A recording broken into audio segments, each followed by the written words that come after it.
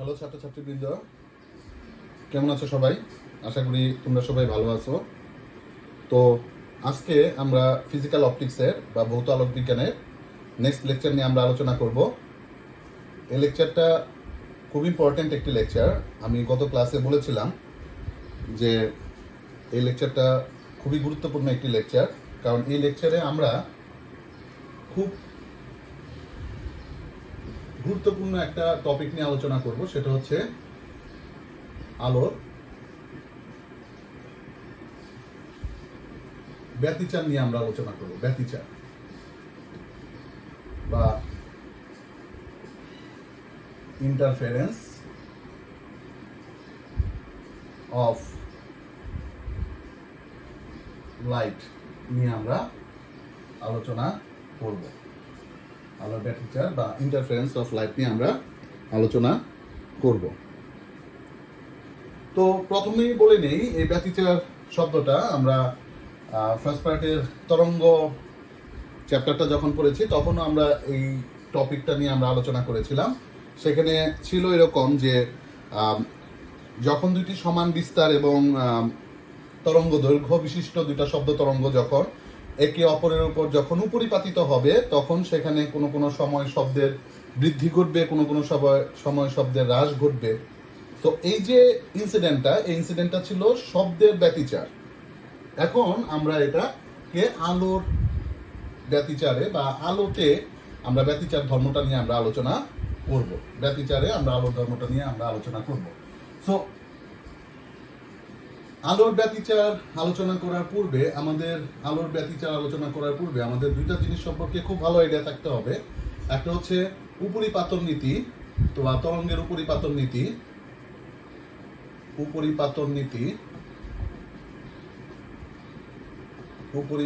নীতি বা principal of superposition, এবং আরেকটা খুব ইম্পর্টেন্ট টপিক, সেটা হচ্ছে সুসংগত আলোক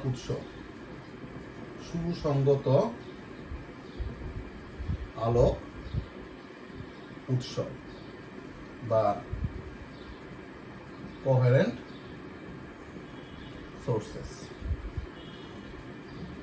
তো আমরা প্রথমে যে নীতিটা নিয়ে আলোচনা করব সেটা হচ্ছে উপরিপাতন নীতি। উপরিপাতন নীতিটা কি? উপরিপাতন নীতি হচ্ছে যখন দুইটা তরঙ্গ পরস্পরের উপর উপরিপাতিত হবে, যখন দুইটা তরঙ্গ পরস্পরের উপর পতিত হবে,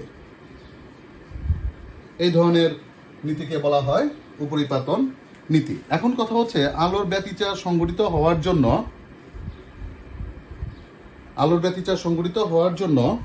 আমার যে কোনো বৈশিষ্ট্য সম্পন্ন তরঙ্গ উপরিপাতন ঘটলে পরেই কি আলোর ব্যতিচার সংঘটিত হবে, সেটা আমরা একটু পরে নিয়ে আলোচনা করব। সো আগে আমরা উপরিপাতন নীতিটা নিয়ে একটু আলোচনা করি। উপরিপাতন নীতি হচ্ছে যে একটা তরঙ্গ, আলোক তরঙ্গ আরেকটা আলোক তরঙ্গের উপর জাস্ট সুপার ইম্পোজ করবে, উপরিপাতিত হবে। এখন কথা হচ্ছে যে আসলে তাহলে জিনিসটা কিরকম ভাবে হয়, যে তরঙ্গের উপরিপাতনের ফলে আসলে কণার কোন একটি মাধ্যমের কণার বৈশিষ্ট্যের কিরূপ পরিবর্তন ঘটে। তো আমরা দেখি, ধরো এটা হচ্ছে একটি তরঙ্গ, এই তরঙ্গটা এই পি বিন্দুর উপর এসে পতিত হলো। আরেকটি তরঙ্গ ধরো এই পি বিন্দুর উপর এসে পতিত হলো। আরেকটি তরঙ্গ ধরো এই পি বিন্দুর উপরে এসে পতিত হলো। একটা তরঙ্গ মুভ করতেছে বাম থেকে ডান দিকে, আরেকটা তরঙ্গ মুভ করতেছে ডান থেকে বাম দিকে। দুইটা তরঙ্গই এই পি বিন্দুর উপরে এসে পতিত হলো। এখন আমরা ধরে নিই যে প্রথম যে তরঙ্গটা, এটা হচ্ছে 1 নম্বর তরঙ্গ, এটা হচ্ছে 2 নম্বর তরঙ্গ। প্রথম যে তরঙ্গটা, সেই তরঙ্গটা পি বিন্দুকে আমি ধরে নিই সে 5 সেন্টিমিটার নিচে নামাতে চাই। 2 নম্বর তরঙ্গটা, সে পি বিন্দুটাকে আমি ধরে নিই সে 7 সেন্টিমিটার উপরে উঠাতে চাচ্ছি। তাহলে এই পি বিন্দুর নেট সরণ কত হবে? নর্মালি যেহেতু আমার এই পি বিন্দুতে একই সময় দুইটা তরঙ্গ এসে উপরিপাতিত হচ্ছে, সো এই পি বিন্দুতে নেট বা এই পি বিন্দুটার নেট সরণ হবে অবশ্যই 2 সেন্টিমিটার, এবং সেটা এখানে কে ডমিনেট করবে এই পি বিন্দুটাকে? অবশ্যই 1 নাম্বার যে তরঙ্গটা, সেই তরঙ্গটা এই পি বিন্দুটাকে ডমিনেট করবে। আমি ধরে নেই 1 নাম্বার তরঙ্গ জন্য যে তরঙ্গের যে সমীকরণটা, সেই সমীকরণটা হচ্ছে y1 সমান সমান a1 sine omega t plus কে x1 ধরে নেই। আমরা অগ্রগামী তরঙ্গের সমীকরণ আমরা তরঙ্গের সমীকরণ থেকে জেনে আসছি, যেখানে y1টা হচ্ছে কণার অতিক্রান্ত দূরত্ব বা সরণ, a1টা হচ্ছে তরঙ্গের বিস্তার, ওমেগাটা হচ্ছে অ্যাঙ্গুলার ফ্রিকোয়েন্সি বা কৌণিক কম্পাঙ্ক,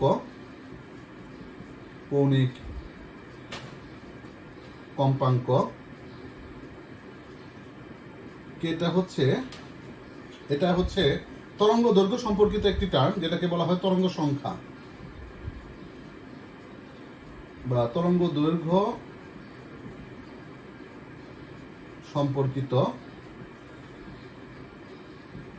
সম্পর্কিত রাশি। আর x1টা হচ্ছে তরঙ্গের অতিক্রান্ত দূরত্ব।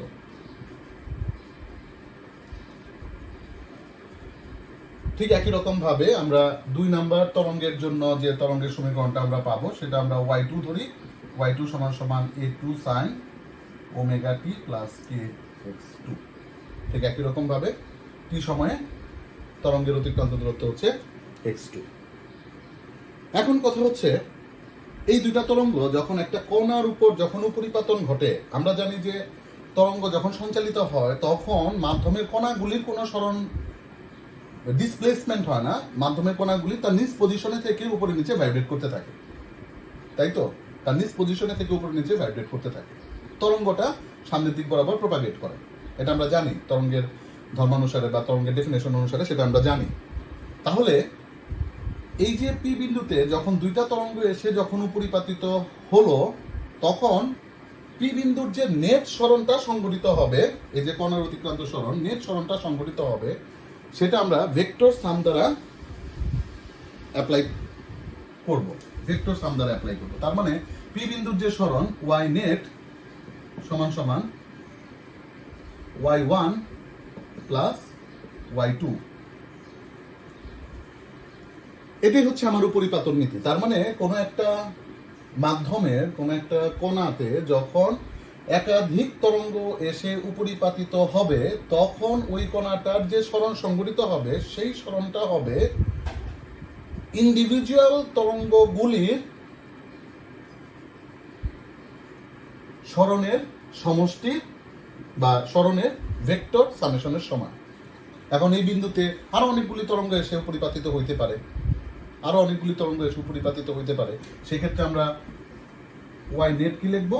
y নেট হবে y1 প্লাস y2। আমি ধরে নিলাম যে এখানে n সংখ্যক তরঙ্গ এসে উপরিপাতিত ঘটবে, সো ওই পি বিন্দু সরণ হবে সবগুলি তরঙ্গের উপরিপাতনের ফলে উক্ত কণার যে সরণ, সেই সরণের ভেক্টর সামেশনের সমান। Is it clear? ভেক্টর সামেশনের সমান। সো এই হচ্ছে আমার উপরিপাতন নীতি, এটাই হচ্ছে আমার উপরিপাতন নীতি। এখন কথা হচ্ছে যে আলোর ব্যতিচার সংঘটিত হতে গেলে পরে অবশ্যই তরঙ্গগুলি উপরিপাতন হতে হবে, কারণ আমরা জানি যে আলোর ব্যতিচার সংঘটিত হতে গেলে পরে একাধিক তরঙ্গ, আলোক তরঙ্গ যখন একটা বিন্দুতে এসে মিলিত হবে, আলোর ব্যতিচারের মেইন কনসেপ্টই হচ্ছে তরঙ্গের মিলন। একাধিক তরঙ্গের মিলন, একাধিক তরঙ্গের মিলন। আমি ধরে নেই এটা হচ্ছে একটা বিন্দু, এই বিন্দুতে একটা আলোক তরঙ্গ আসলো, এই বিন্দুতে একটা আলোক তরঙ্গ আসলো, এই যে বিন্দুটাতে যে আলোক তরঙ্গ আসলো, এই আলোক তরঙ্গগুলির মিলনের ফলে এই বিন্দুটা কোনো কোনো সময় উজ্জ্বল দেখাবে, কোনো কোনো সময় অন্ধকার দেখাবে, সেটা কন্ডিশন বেজ আমরা দেখবো আস্তে আস্তে। এই যে কোনো কোনো সময় উজ্জ্বল দেখানো, কোনো কোনো সময় অন্ধকার দেখানো, বা কোনো কোনো স্থানে উজ্জ্বল দেখানো, কোনো কোনো স্থানে অন্ধকার দেখানো, এই যে কনসেপ্টটা, এই কনসেপ্টটার নামই হচ্ছে আলোর ব্যতিচার বা ইন্টারফারেন্স অফ লাইট। তাহলে আমরা আলোর ব্যতিচারে চলে যাই। তো উপরিপাতন নীতিতে আমরা বুঝে গেছি, উপরিপাতন নীতিটা হচ্ছে যখন একটা বিন্দুতে, কোন একটা মাধ্যমে, কোন একটা বিন্দুতে যখন একাধিক তরঙ্গ এসে উপরিপাতিত হয়, তখন ওই বিন্দুর যে নেট সরণটা হবে, সেই নেট সরণটা হবে ইন্ডিভিজুয়ালি তরঙ্গগুলি দ্বারা ওই বিন্দুর সরণের ভেক্টর সামেশনের সমান। কথা ক্লিয়ার? গুড। তাহলে এখন আমরা আলোর ব্যতিচারে চলে যাই।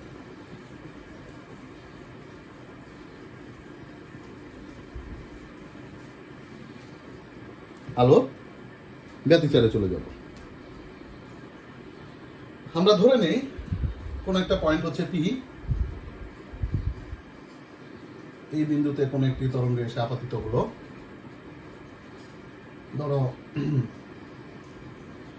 S1 আলোক উৎস থেকে, S1 আলোক উৎস থেকে একটা তরঙ্গ এসে পি বিন্দুতে আপাতিত হলো, যে তরঙ্গের রাশিমালা হচ্ছে Y1। আমরা পরবর্তীতে রাশিমালাটা ব্যাখ্যা করব। আরেকটা হচ্ছে S2 আরেকটা উৎস, S2 আরেকটা উৎস, সেই আলোক উৎস থেকে আরেকটা তরঙ্গ এসে পি বিন্দুতে ইন্টারেকশন করলো বা পি বিন্দুতে এসে পরিপাতিত হলো। এখন কথা হচ্ছে যে S2 থেকে যে আলোক তরঙ্গটা আসলো, আমরা ধরে নিই সে আলোক তরঙ্গের সমীকরণ হচ্ছে Y2। তাহলে S1 থেকে যে আলোক তরঙ্গটা আসলো, সেই আলোক তরঙ্গের সমীকরণ আমরা ধরে নিই Y1 সমান সমান A1 sin omega t plus কে x1, Y2 সমান সমান A2 sin omega t plus কে x2।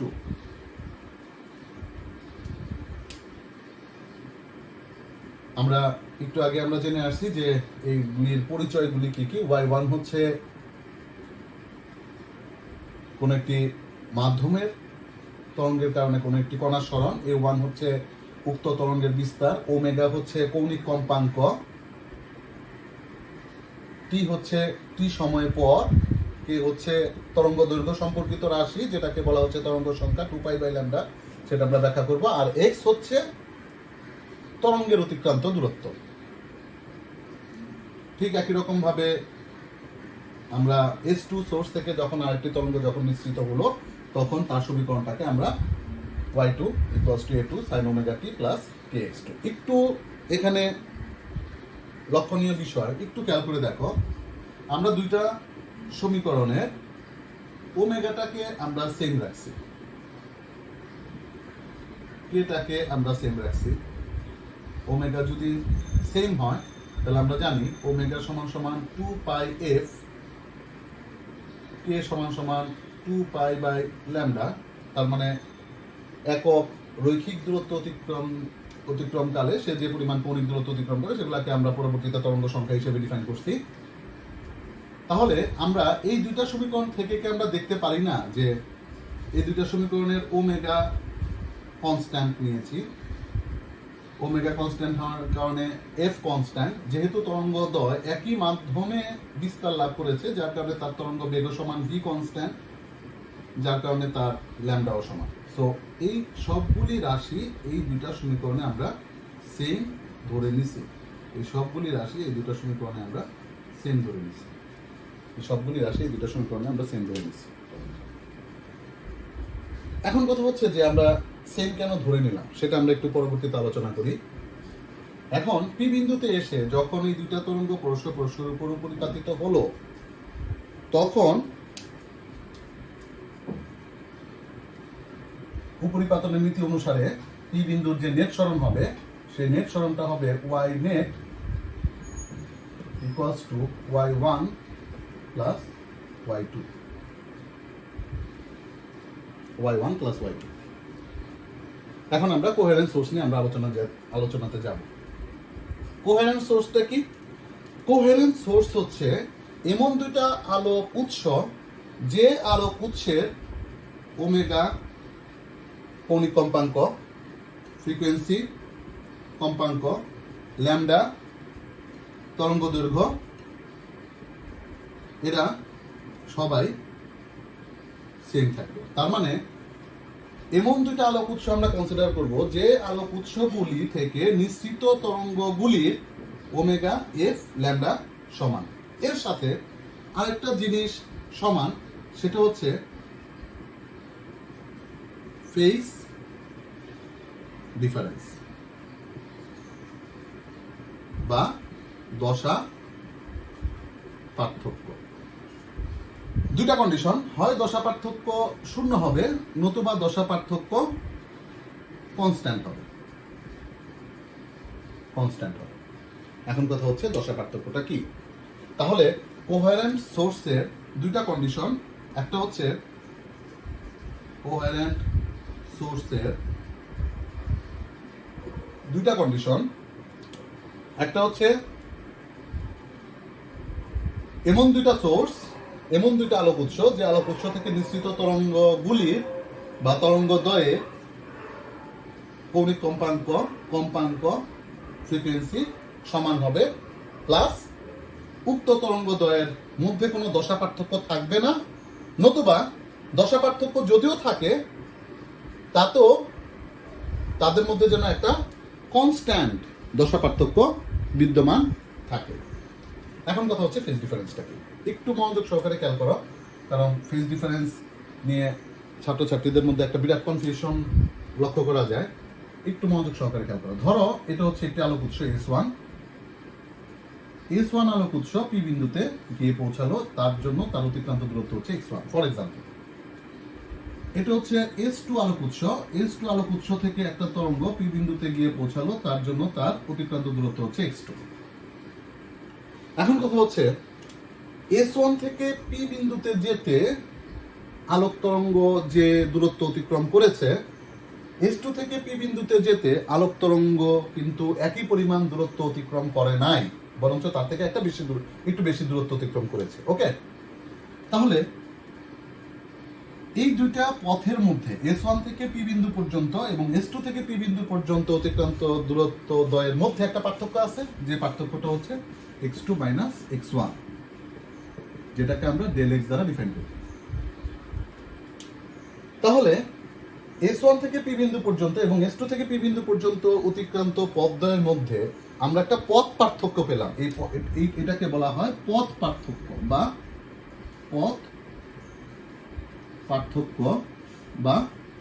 পথ ডিফারেন্স।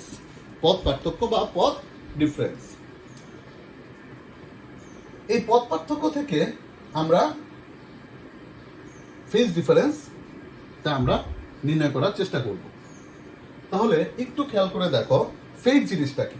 প্রথমে হচ্ছে আমাদের জানতে হবে ফেজ ডিফারেন্স করার আগে আমাদের জানতে হবে ফেজটা কি। ফেজটা হচ্ছে, আমরা তরঙ্গতে এটা নিয়ে খুব বিস্তারিত আলোচনা করেছিলাম। ফেজটা হচ্ছে, ফেজের বাংলা হচ্ছে দশা। খুব সিম্পল ভাবে যদি বলি, এটা একটা কোণ, ইটস অ্যান অ্যাঙ্গেল। তাহলে আমরা দেখি যে এই যে দুইটা তরঙ্গ, এই দুইটা তরঙ্গের মধ্যে কোণের যে পার্থক্য হবে সেই কোণের পার্থক্যটাই হচ্ছে ফেজ ডিফারেন্স। যেহেতু ফেজ হচ্ছে একটা কোণ, ক্লিয়ার? তার মানে ফেজ যেহেতু একটি কোণ, তাহলে ফেজ ডিফারেন্সটা কি? ডেফিনেটলি দুইটা কোণের ডিফারেন্স বা কোণের পার্থক্য।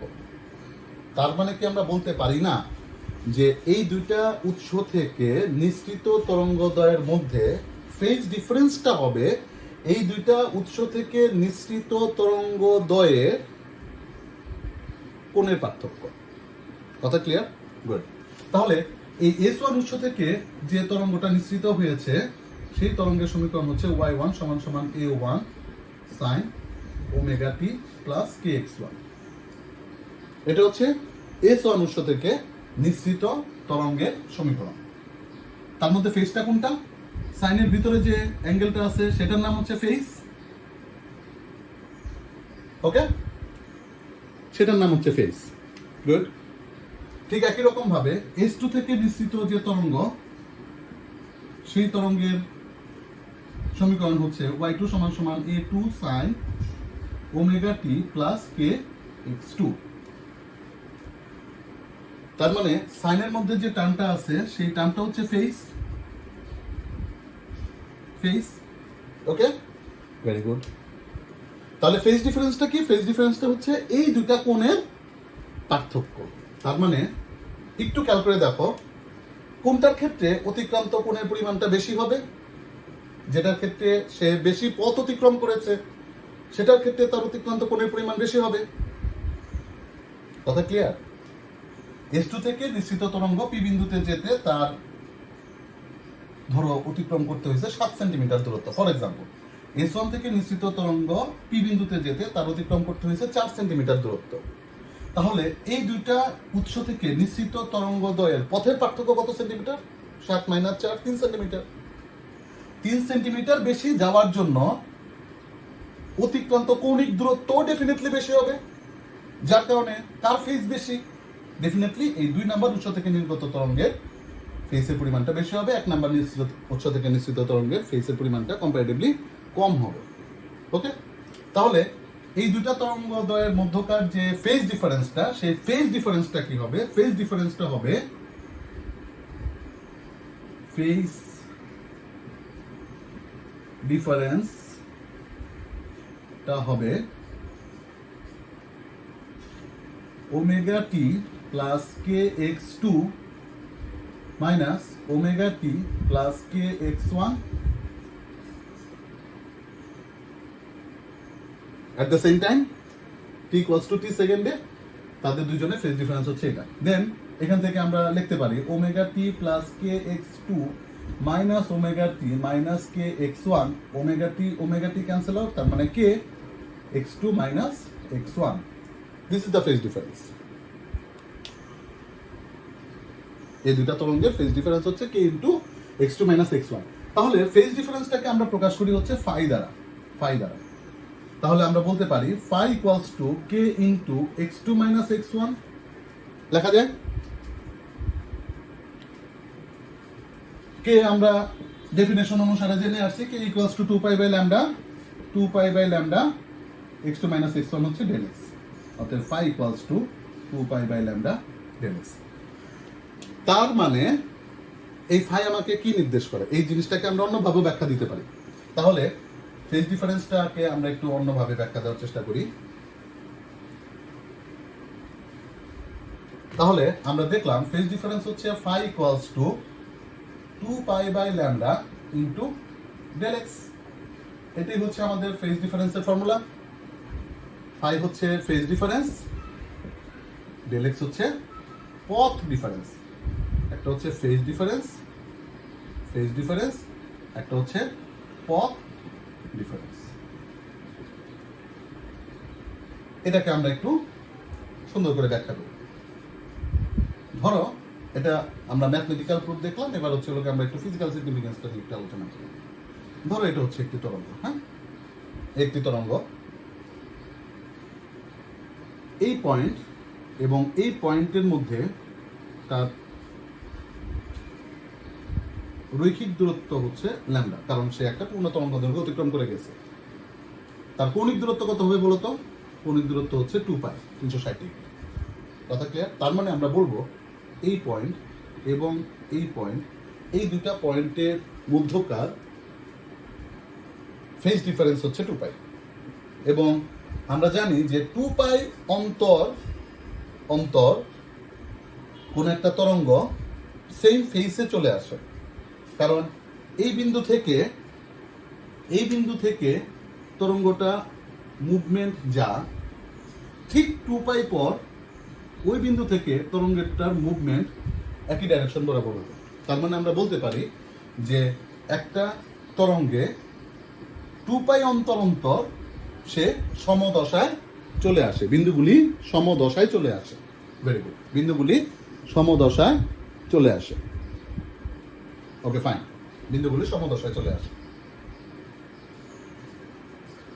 তাহলে আমরা যদি এই তরঙ্গের মধ্যে আমরা যদি এই পয়েন্ট এবং এই পয়েন্টের মধ্যে এই পয়েন্ট এবং এই পয়েন্টের মধ্যে আমরা যদি পথ পার্থক্য নির্ণয় করতে চাই, আমরা ধরে নেই এখান থেকে তার দূরত্ব হচ্ছে x1, আমরা ধরে নেই এখান থেকে তার দূরত্ব হচ্ছে x2। তাহলে এই দুইটা পয়েন্টের মধ্যে পথ পার্থক্য কত হবে? পথ পার্থক্য কত হবে?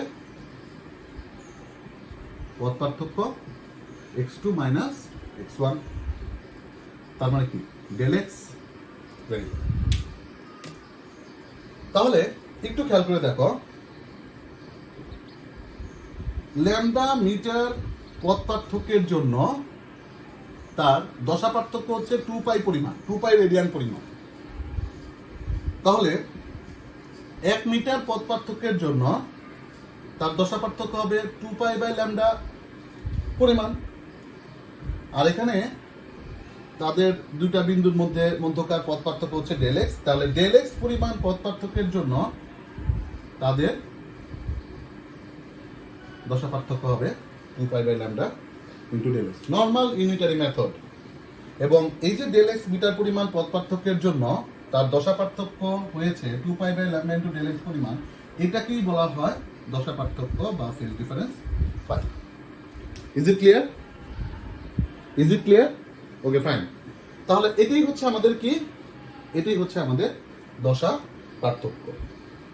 এখন কথা হচ্ছে আমরা কোহেরেন্ট সোর্সে চলে যাব। এটাই হচ্ছে আমাদের দশা পার্থক্য। তাহলে এখন আমরা কোহেরেন্ট সোর্সে চলে যাব। তাহলে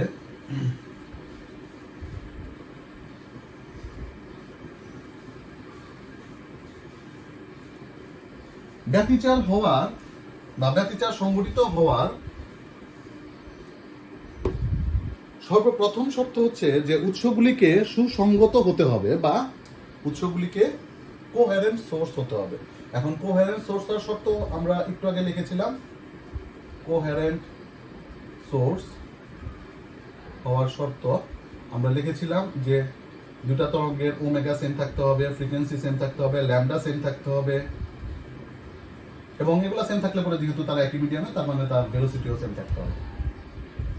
এবং 2 নাম্বার শর্ত ছিল যে তাদের মধ্যে কোনো ফেজ ডিফারেন্স থাকা যাবে না। হ্যাভিং ফেজ ডিফারেন্স বা দশা পার্থক্য হয় শূন্য হবে, নতুবা তাদের মধ্যে একটা কনস্ট্যান্ট দশা পার্থক্য থাকবে। কনস্ট্যান্ট দশা পার্থক্য থাকবে। এখন কথা হচ্ছে যে দশা পার্থক্য শূন্য হওয়া মানে কি? দশা পার্থক্য শূন্য হওয়া মানে হচ্ছে সেখানে পথ পার্থক্য শূন্য। পথ পার্থক্য শূন্য হবে, কারণ দশা পার্থক্যটা টোটালি ডিপেন্ড করতেছে পথ পার্থক্যের উপর। তার মানে হচ্ছে যে দুইটা উৎস থেকে নিঃসৃত আলোক তরঙ্গ, আমি ধরে নিই যে এটা হচ্ছে একটা উৎস S1, এটা হচ্ছে একটা উৎস S2, এই দুটো উৎস থেকে নিঃসৃত আলোক তরঙ্গ এই পয়েন্টে যে মিলিত হলো, তাহলে এখান থেকে সে যতটুকু দূরত্ব অতিক্রম করলো x, এখান থেকে সে যতটুকু দূরত্ব অতিক্রম করলো, যদি একই পরিমাণ দূরত্ব অতিক্রম করে তাহলে এই বিন্দুতে আলোক রশ্মি আসলে তাদের মধ্যে ডেফিনেটলি কোনো পথ পার্থক্য নাই। যেহেতু কোনো পথ পার্থক্য নাই, সো তাদের মধ্যে কোনো দশা পার্থক্য থাকবে না। কথা ক্লিয়ার? যেহেতু তাদের মধ্যে কোনো পথ পার্থক্য নাই, সো তাদের মধ্যে কোনো দশা পার্থক্য থাকবে না। ওকে, ভেরি গুড। অথবা তাদের মধ্যে একটা কনস্ট্যান্ট দশা পার্থক্য থাকবে। ধরে নেই যে ধরো দুইটা তরঙ্গ, একটা তরঙ্গ এখান থেকে তৈরি হইল, আর একটা তরঙ্গ ধরো এখান থেকে তৈরি হইল।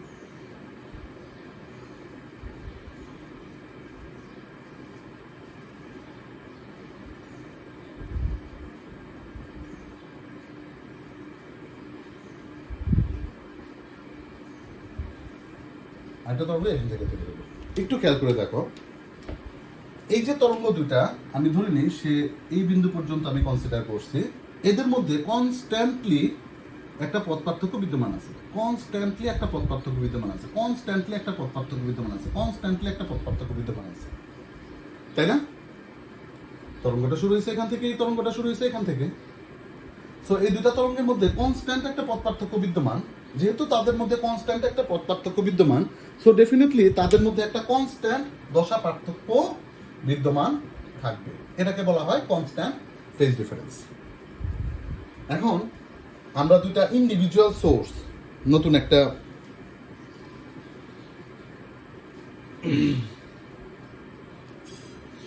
কনসেপ্টে যাই, যে দুইটা ইন্ডিভিজুয়াল সোর্স কখনোই কোহেরেন্ট সোর্স হতে পারে না।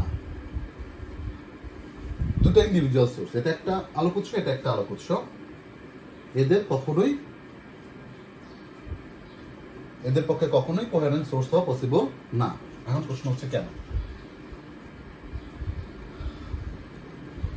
কোহেরেন্ট সোর্স হইতে গেলে পরে তাদের মধ্যে অবশ্যই একটা দশা পার্থক্য শূন্য হইতে হবে, অথবা তাদের মধ্যে কি হইতে হবে, দশা পার্থক্য শূন্য হইতে হবে, অথবা তাদের মধ্যে একটা কনস্ট্যান্ট দশা পার্থক্য থাকতে হবে।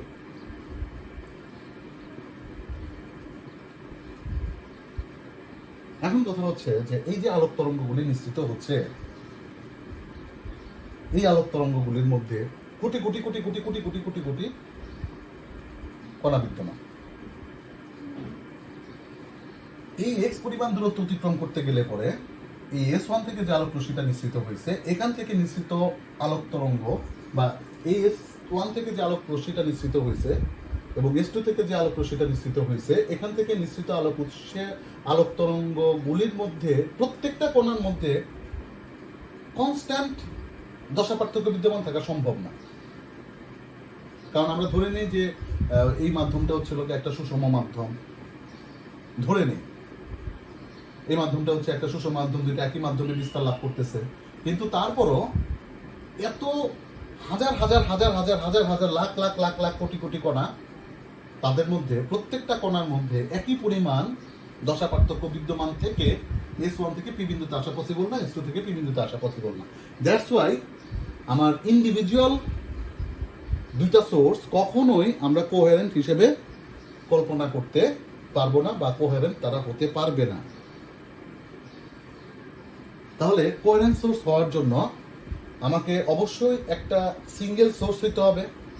এখন আবার কথা হচ্ছে যে সিঙ্গেল সোর্স হইলে পরে তাদের মধ্যে আবার তরঙ্গের উপরিপাতন কিভাবে ঘটবে? ব্যতিচার হওয়ার জন্য তো তরঙ্গের উপরিপাতন করতে হবে। সিঙ্গেল সোর্স থেকে আমরা একাধিক সোর্স বানাবো, সেটা যখন আমরা ইয়ং এর দ্বিচিৎ তত্ত্ব পড়বো তখন সেটা নিয়ে আমরা বিস্তারিত আলোচনা করব।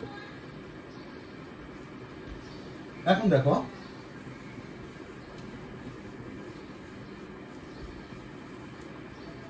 কোহেরেন্ট সোর্স হওয়ার জন্য আমরা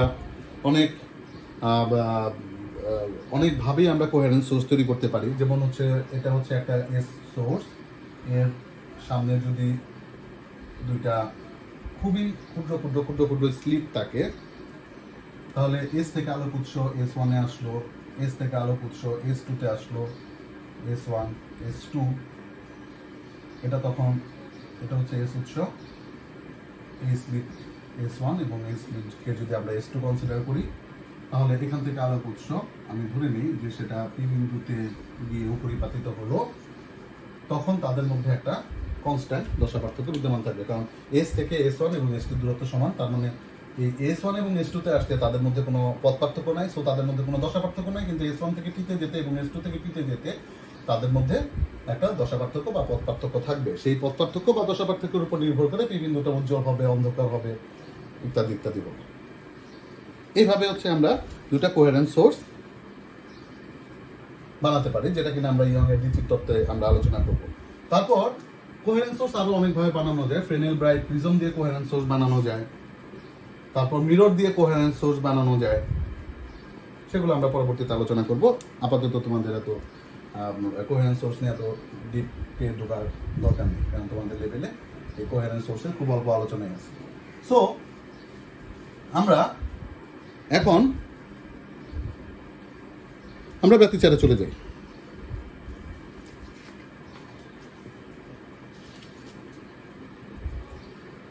তাহলে এখান থেকে যে দুটা তরঙ্গ আমরা পেলাম, একটা হচ্ছে y1 এবং y2, তাহলে পি বিন্দুতে যে নেট সরণটা হবে সেই নেট সরণটা হবে y নেট সমান সমান y1 প্লাস y2।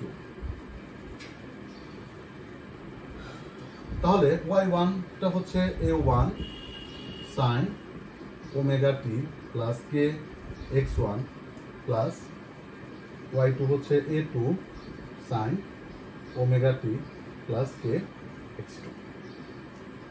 আমরা এখানে বিস্তারগুলি আলাদা আলাদা নিয়েছি, ওমেগা সমান নিয়েছি, তরঙ্গ সংখ্যা সমান নিয়েছি। আমাদের ব্যতিচার হওয়ার জন্য অবশ্যই আমাদের কোহেরেন্স সোর্স হওয়াটা জরুরি। সো ব্যতিচারের আরও বেশ কয়েকটা শর্ত নিয়ে আমরা আলোচনা করব। আগে ফার্স্টে আমরা এটা নিয়ে আলোচনা করে নিই। তাহলে একটু খেয়াল করে দেখো, y net equals to y1 plus y2 equals to a1 sin omega t plus kx1 plus a2 sin omega t plus kx2। Okay, fine.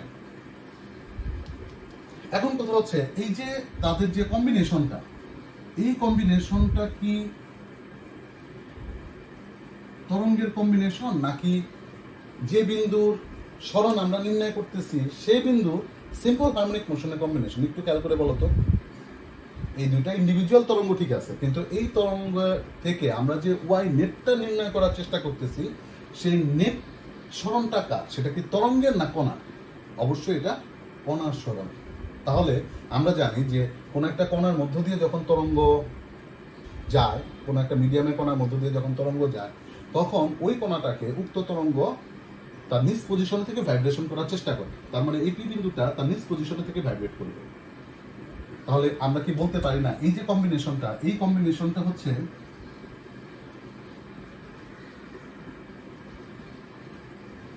Combination of simple harmonic motion? কারণ তরঙ্গ দুইটা যখন পি বিন্দুতে এসেও পরিপাতিত হলো, তখন পি বিন্দুটা তার নিজ পজিশনে থেকে ভাইব্রেট করতেছে, পি বিন্দুটা তার নিজ পজিশনে থেকে ভাইব্রেট করতেছে। তাহলে এই যে ভাইব্রেশনটা, এই ভাইব্রেশনটা কোন ধরনের ভাইব্রেশন? এই ভাইব্রেশনটা হচ্ছে একটা সিম্পল হারমোনিক মোশনের ভাইব্রেশন। তার মানে আমরা যে ওয়াই নেটটা নির্ণয় করতেছি সেই ওয়াই নেটটা হচ্ছে আসলে কণার সরণ, কণার নেট সরণ, এবং ওই নেট সরণটা আসতেছে ইন্ডিভিজুয়াল দুটা তরঙ্গের কারণে তার সিম্পল হারমোনিক মোশনের মাধ্যমে। আচ্ছা, তাহলে একটু দেখো, আমরা এই দুটা নেট সরণ যখন আমরা নির্ণয় করতে যাব, তখন আমাদের ট্রিগোনোমেট্রিক ওয়েতে এটা আমরা নির্ণয় করতে পারি। এছাড়া একটা সুন্দর প্রসেস আছে, সেই প্রসেসের মাধ্যমে আমরা এই জিনিসটাকে নির্ণয় করতে পারি। একটু খেয়াল করে দেখো, যখন এই পি বিন্দুতে যখন তরঙ্গ দুইটি আপাতিত হয়েছে, তখন তরঙ্গদ্বয়ের যেহেতু বিস্তার দুইটা দুই রকম, একটা বিস্তার হচ্ছে a1 এবং একটা বিস্তার হচ্ছে a2, এবং আমরা জানি y2 তরঙ্গটা y1 তরঙ্গ থেকে ফাই পরিমাণ ফেজ ডিফারেন্সে আছে। এটা আমরা একটু আগে দেখে আসছি, ফাই পরিমাণ ফেজ ডিফারেন্সে আছে, ফাই পরিমাণ ফেজ ডিফারেন্সে আছে, সেটা আমরা একটু আগে দেখে আসছি। তাহলে এই বিস্তারগুলির মাধ্যমে আমরা ওয়াই নেটটা নির্ণয় করতে পারবো। তাহলে একটু বিস্তারের ক্ষেত্রে আমরা হিসাব করি। ধরে নাও S1 থেকে যে নিঃসৃত তরঙ্গ সমীকরণ y1, সেই y1 আলোক তরঙ্গের যে বিস্তার, সেই বিস্তারটা হচ্ছে a1। ধরে নাও a1। আমি এখন a1টাকে যদি আমরা ভেক্টরের মাধ্যমে প্রকাশ করার চেষ্টা করি, তাহলে আমরা ধরে নিই এটা হচ্ছে a1 ভেক্টর। S2 থেকে যে আলোক তরঙ্গটা নিঃসৃত হইল, সেই আলোক তরঙ্গটা S1 থেকে নিঃসৃত আলোক তরঙ্গ থেকে ফাই পরিমাণ ফেজ ডিফারেন্স আছে। তাহলে a2 বিস্তারটাকে যদি আমি ভেক্টরের মাধ্যমে প্রকাশ করি, তাহলে সে নিশ্চয়ই a1 এর উপর অবস্থান করবে না, সে নিশ্চয়ই a2টা ফাই পরিমাণ ফেজ ডিফারেন্সে আছে। কথা ক্লিয়ার?